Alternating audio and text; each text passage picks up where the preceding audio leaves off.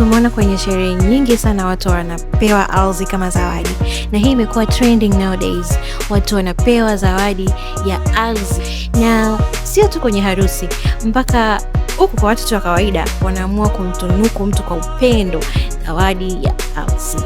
Unajua kwamba sheria imehalalisha umiliki wa ardhi kwa njia ya zawadi? Karibu tupate ripoti.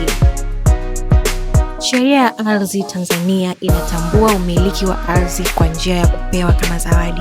Ila hapa sheria imeweka mkazo kidogo. Kitu cha kwanza cha kuzingatia, hakikisha unaandaa deed of gift, hati ya zawadi.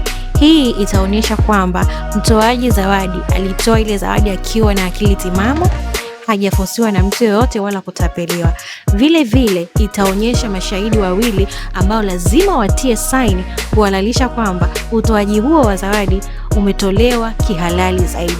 Ni lazima hati hii sainiwe na mtoaji na mpokeaji. Hapa mpokeaji wa zawadi lazima ichukue aipeleke kwenye ofisi za usajili wa ardhi kukamilisha usajili wake, ili Wizara ya Ardhi iweze kumtambua kama yeye ni mmiliki wa eneo hilo.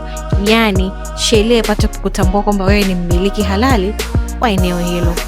Maneno peke yake hayakupi uhalali wa kumiliki ardhi. Hakikisha unamalizia uhalali wako kisheria ili uweze kuwa salama zaidi.